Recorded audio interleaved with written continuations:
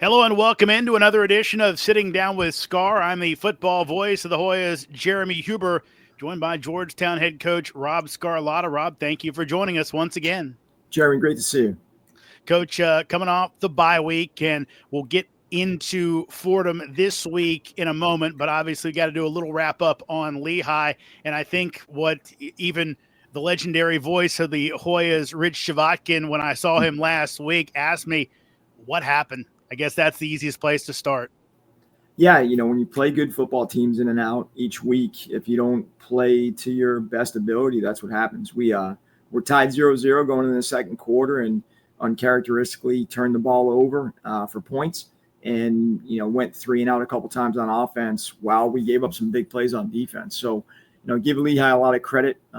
Very, very much improved team and, came out and played extremely well in the second quarter. So, when you get into those games, you're looking to see how your kids react and how they respond as opposed to react to what happens. And was really proud of our sideline, of our senior leadership, of our council, for how they came out and attacked the second half. So result wasn't what we were looking for, obviously, and took a lot of lessons away from the event, that will carry into the next 2 weeks here.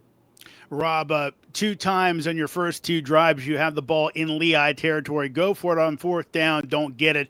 In the booth, I thought they were the right decisions. But do you think if you guys get points out of those drives, does that significantly change the game the way that Lehigh's kind of been that get-ahead team all year? Yeah, I wish I was sitting in the booth with you. When you go for those, those are based on how we've been running the ball the entire year. They've been based on, our statistics on 4th down and, wouldn't have traded those decisions. And you are looking to get up and establish a lead and get some positive on the board, especially in a game like that where I knew it would go back and forth. So, a couple things that we cleaned up from a procedural standpoint on offense.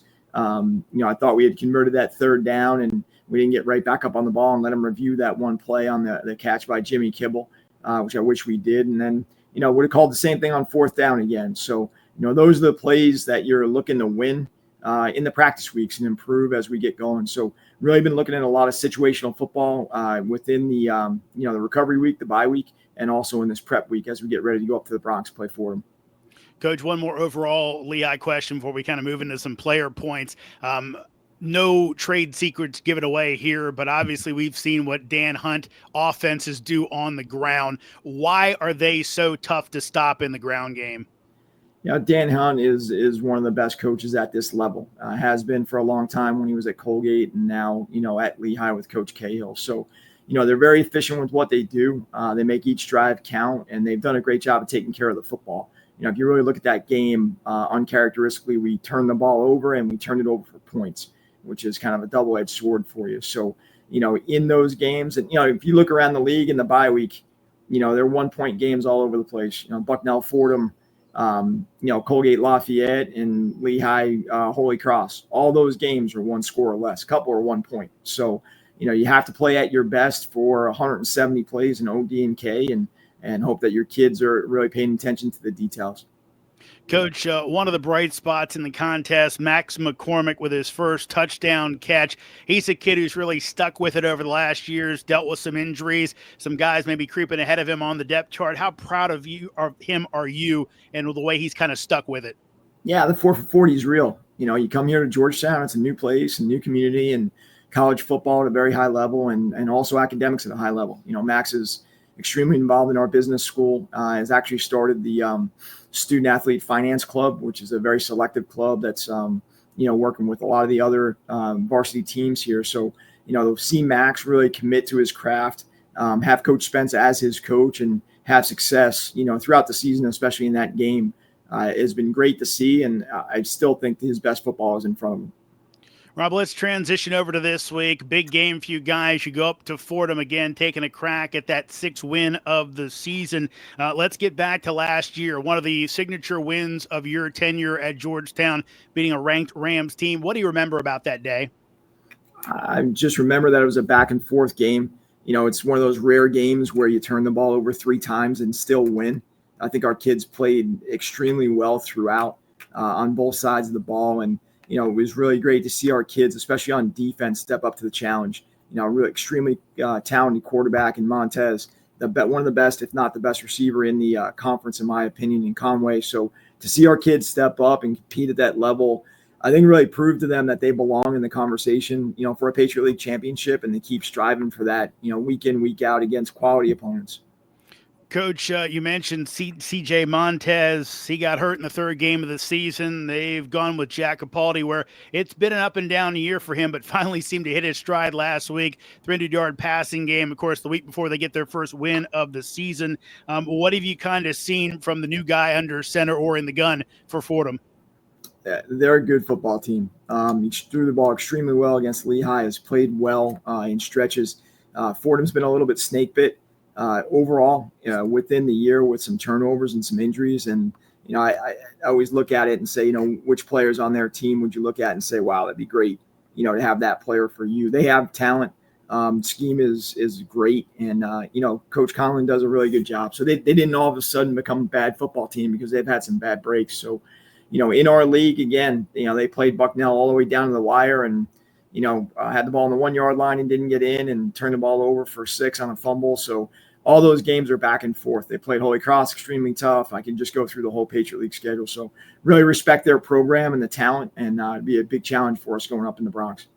And Rob, one last one before we bring on our special guest. It's interesting to me, but looking at the standings, you guys are still in contention for a Patriot League title. I guess in a sense, that's got to be a good thing because as a coach, you got some tangible type goals that are still on the table for your guys to keep them. And I know they always will play hard, but to kind of keep them focused on playing their best, right?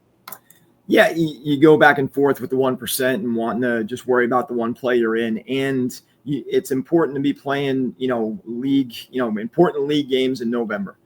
For our kids, they really attacked the bye week. I think they were upset with how they performed against Lehigh. We talk about our philosophy a lot, and our identity is what we put on tape.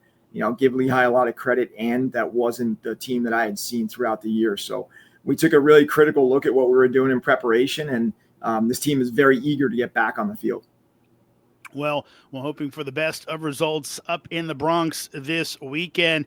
A guy who I'm sure also will be hoping for that. It's our Sitting Down with Sgar spotlight today. Bob Hussey, the former Georgetown All-American defensive end class of 1971. Bob, thank you so much for joining us here on Sitting Down with Sgar.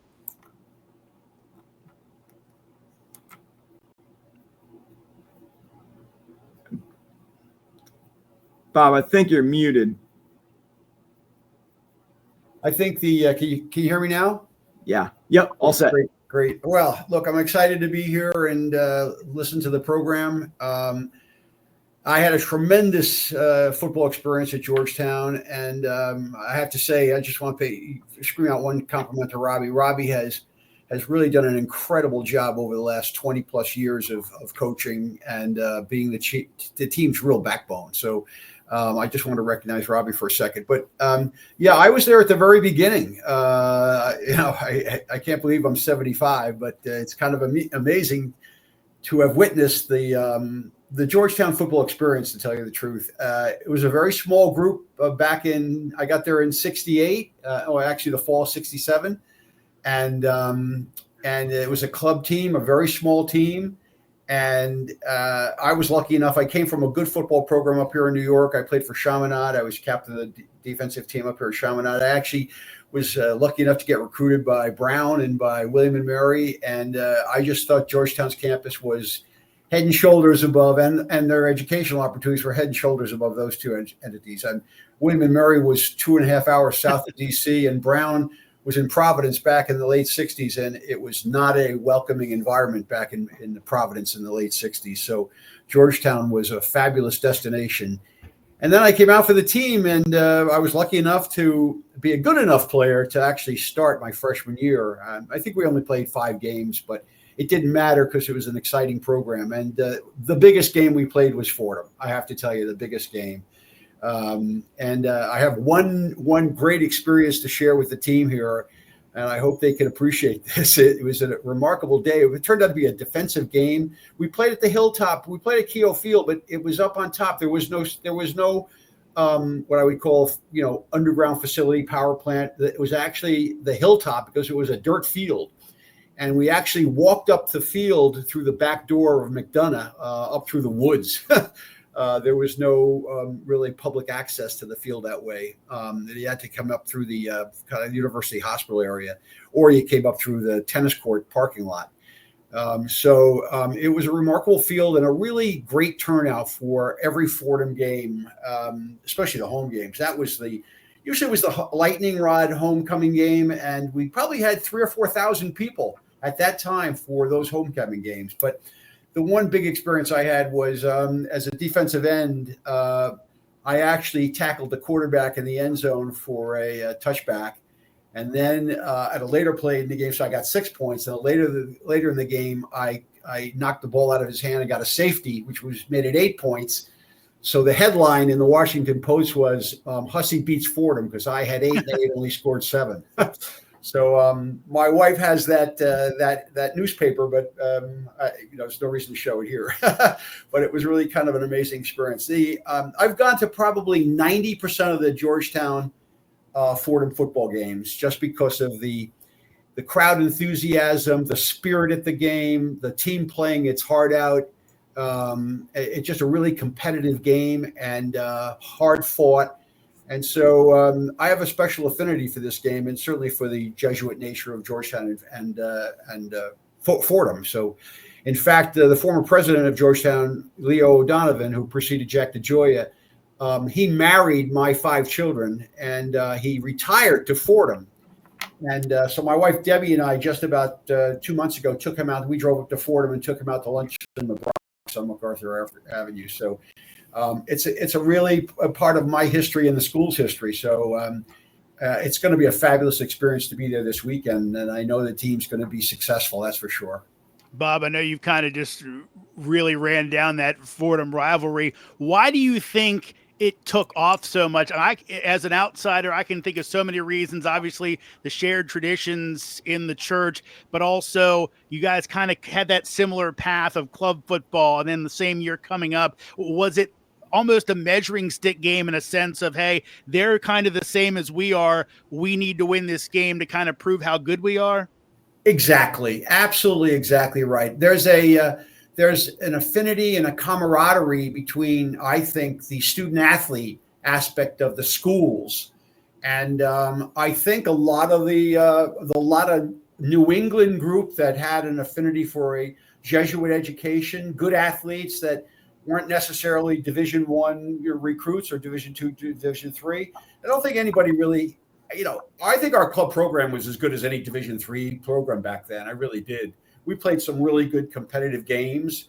We had some, misses in key positions, but, we had some turnover there, so it was hard. But, the skill spots, if you don't have those key positions, you're fighting for every yard and every down. So I think the collegiate aspect of it, Jeremy, was really important to both schools and both teams. And I think we came at it very aggressively and very passionately. And there was a kind of a real star on your helmet to have won that mentally, to have won that game. It was kind of the bellwether game of the year. Our team varied.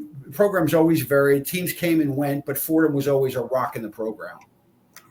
Bob, transitioning away from your football experiences, but somewhat similar. Obviously, you've done well for yourself in the business world. What lessons did you take from your time on the gridiron, in the classroom, and just general life from your time on the hilltop? Well, I think it's personal accountability and personal responsibility and personal dedication to what your goals are. You can't fool anybody on the football field. That only lasts for 1 or 2 times and you're out. The coaches have been players, and they recognize people right away that have the passion for what they're doing that day, that moment in that sport. And if you've got the heart for the game, it's your personal responsibility to put that on the field. I think from a continuing education and work standpoint, I took the same passion that I put into football into my career. My wife was from Marymount. I met her my freshman year, and We got married. I went to graduate school. I got my MBA in international finance. My background is in international. My dad was a World War II vet. He was in North Africa for 2.5 years. And TWA, which is an airline many of the kids don't remember, but maybe they remember that they see the terminal at JFK. But my dad was a pilot in North Africa during World War II. And after that, he got recruited to go back to North Africa, Egypt, Cairo, Egypt, and open up the Middle East for TWA. And as a result of that, my mother's French. I was born in Cairo in 49. So it gave me a really good perspective on international operations and international competitiveness and businesses. When I came back, as I said, I got my MBA in international finance, and I got recruited by a pharmaceutical company in New York City to be a financial analyst in a pharmaceutical company, subsequently acquired by Pfizer. And it was a really wonderful job. They pushed me along. I think they recognized me as a kid who they probably said to themselves, we can put this kid on a plane and send him anywhere into any international market, and he'll know how to handle himself. Sure. And so I did well in international finance. They moved me into product management, which I had no knowledge about, product marketing, which, as everyone knows today, is probably finance is second fiddle to product marketing.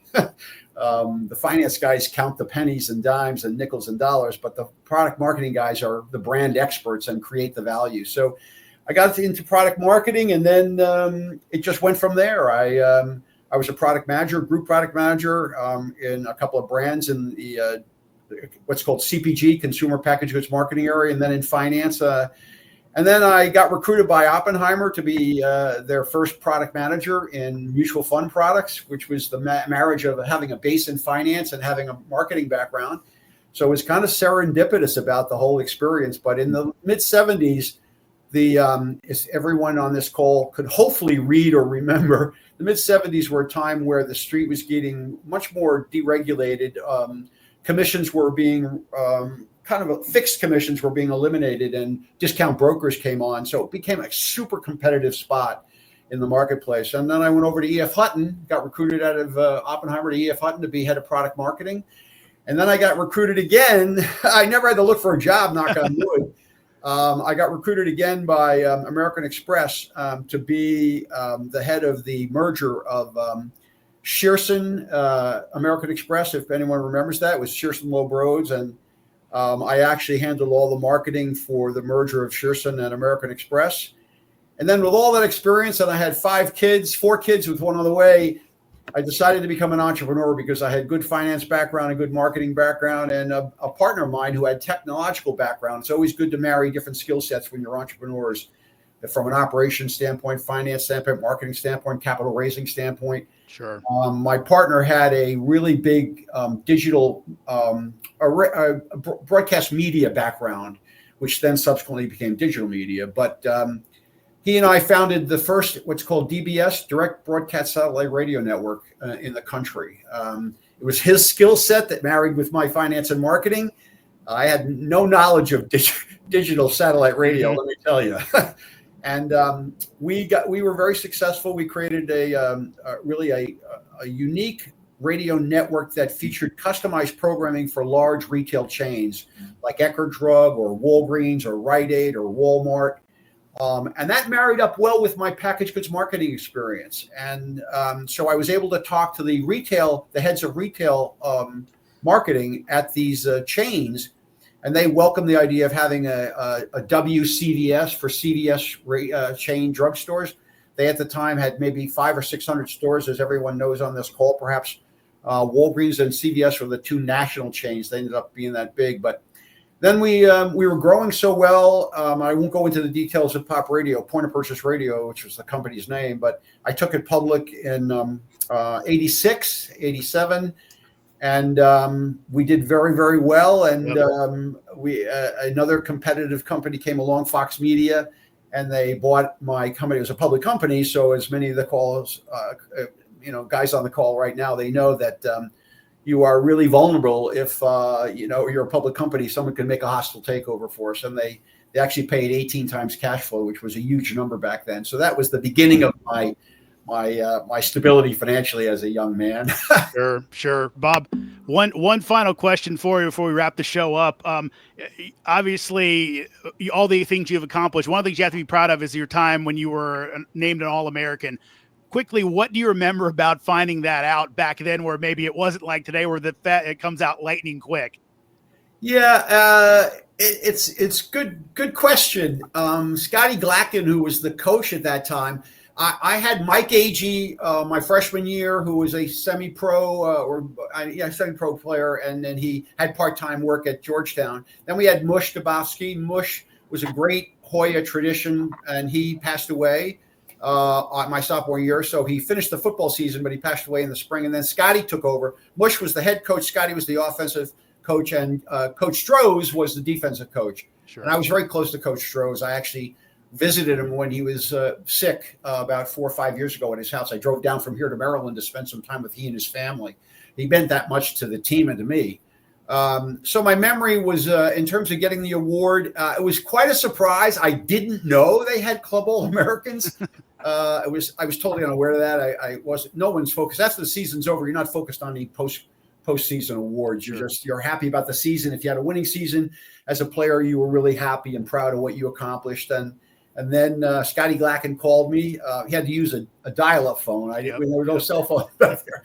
I think he called my house, and they found it where I lived, and in Georgetown. I lived at 3413 Prospect. I won't forget the house. It was a crazy house with a couple of guys, and I got invited to go to the ceremony. They did it. I have a couple of pictures of it. Father Henley, who was the president of the university at the time, he preceded Father Leo.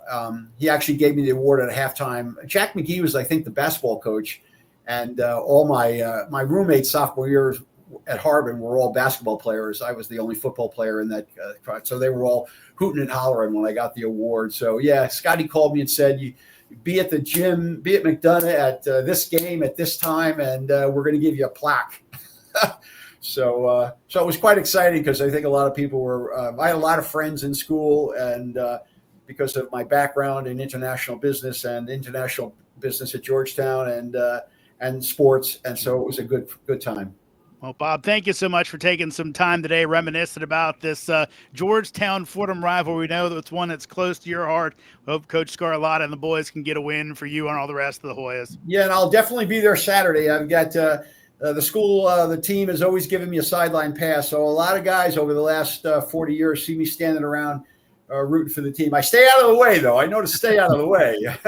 You got to be focused. Robbie's got. I make no comments about the game during the time. I don't do that. I watch and I cheer, so I'm looking forward to the game. Thank you so much, Bob. Have a good one. Go Hoyas. Go Robbie. Thanks, man. That'll wrap it up for our show today. Coach Scarlotta, good luck to you guys this weekend against Fordham. Thanks, Jeremy. And, of course, another edition of Sitting Down with Scar. Remember, Georgetown visits Fordham on Saturday, 1 p.m. Eastern kickoff in the Bronx. See it in person if you're in the York tri-state area, or watch online at ESPN+. Thanks to Coach Scarlotta, our guest, former Hoya All-American Bob Hussey, and producer Eliza Kravitz.